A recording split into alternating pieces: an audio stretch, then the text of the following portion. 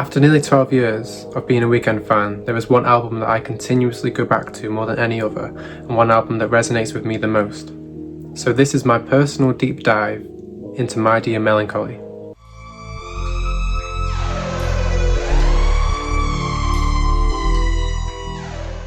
The Weeknd is an artist who is well known for being an open book to his listeners, wearing his emotions on his sleeve and portraying his emotions quite openly through music, no matter how controversial the topic matter.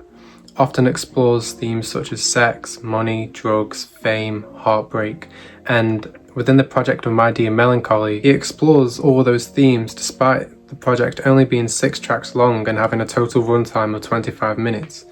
This though is what I believe makes the project much more powerful than most EPs out there, all shorter form albums, and there's a sense that when you listen to My Dear Melancholy, there's an atmosphere around it which is so dark, yet you can see yourself living his story, which I'll get onto in a moment.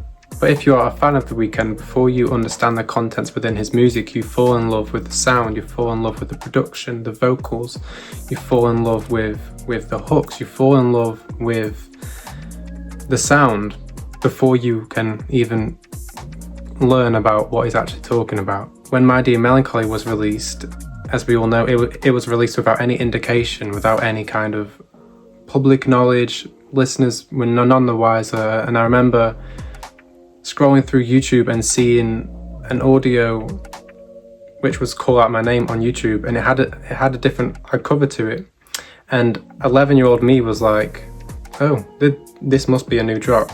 I clicked on it and it said like, oh, released a couple of hours ago or whatever it was, and I was just shocked. And I remember being sat at my dining table eating breakfast with my family, had my headphones in, and I played Call Out My Name, and it was a new sound to what I had heard from Beauty Behind the Madness and Starboy.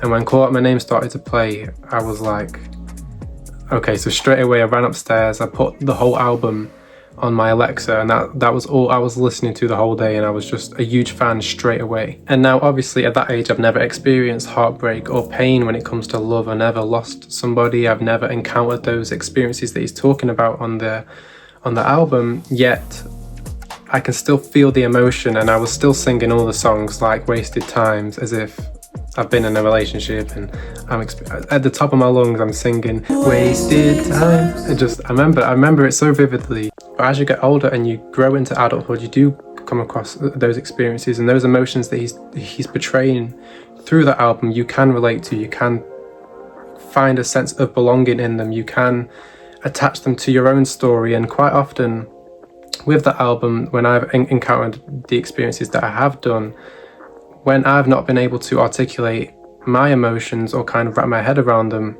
I've used those songs like Call Out My Name or I Was Never There or Privilege to understand that is how I feel. And I think that's a powerful thing that The Weeknd can do, which not many other artists can do to his level. Particularly, I've not seen any other artists release something like My Dear Melancholy. It's like My Dear Melancholy was personally made for you, to help you get through a particular time, to be your muse. It's like a therapeutic experience when you listen to My Dear Melancholy, and it's also quite cathartic when you listen to it, because you can, as I said before, attach what he's saying to your story, and it's like you're the one who is experiencing the album firsthand, that you are making the album. And when it comes to the actual artistry around My Dear Melancholy, the production is incredible. One of my favourite Weeknd beats of all time is I Was Never There.